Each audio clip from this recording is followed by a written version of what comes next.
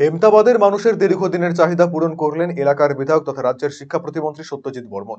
বৃহস্পতিবার নেতাজি সুভাষচন্দ্র বসুর ১২৮তম জন্মবার্ষিকীতে দুটি স্বর্গরথের উদ্বোধন করলেন শিক্ষা প্রতিমন্ত্রী। এদিন হেমতাবাদের নেতাজি মোড় এলাকায় নেতাজি সুভাষচন্দ্র বসুর পূর্ণাবয়ব মূর্তির পাদদেশে একটি অনুষ্ঠানের আয়োজন করা হয়েছিল বৃহস্পতিবার। এদিনের এই অনুষ্ঠানে উপস্থিত ছিলেন শিক্ষা প্রতিমন্ত্রী সত্যজিৎ বর্মন, পঞ্চায়েত সমিতির সভাপতি শম্ভু রায়, জেলা পরিষদের সদস্যা মোখলেসা খাতুন, হেমতাবাদের বিডিও সুদীপ পাল, হেমতাবাদ থানার আইসি সুজিত লামা সহ অন্যান্যরা।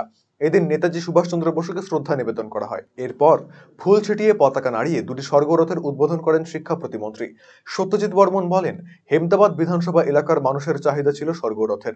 সেই চাহিদা মেনে নিজের বিধায়ক তহবিল থেকে বরাদ্দকৃত অর্থে এই স্বর্গরথের উদ্বোধন করেন তিনি, যার জন্য প্রায় ২০ লক্ষ টাকা বরাদ্দ করেছিলেন। দুটি স্বর্গরথের একটি হেমতাবাদ ব্লকে এবং অপরটি তার বিধানসভা অন্তর্গত রায়গঞ্জ ব্লকে পরিষেবা দেবে।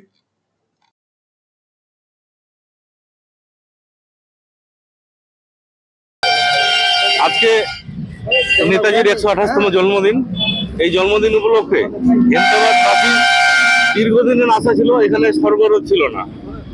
আমরা কারো মৃত্যু কামনা করি না, কিন্তু মানুষ জন্মালে মানুষের মৃত্যু হবে, এটা আমরা জানি, এটা চিরসত্য। তার জন্য হেমতাবাদবাসীর দাবির জন্য অনেকের যে ডিমান্ড ছিল, যেখানে স্বর্গরথ নেই, স্বর্গরথ দিতে হবে।